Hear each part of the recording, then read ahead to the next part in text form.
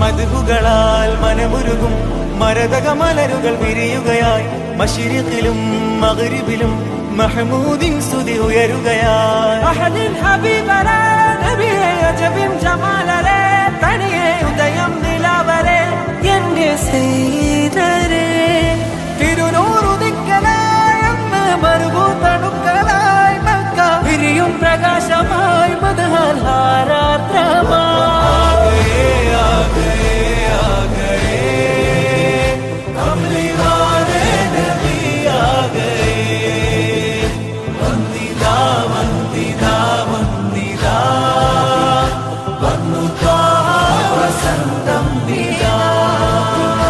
ലോകമാകെ പടക്കാൻ സബബാം നബി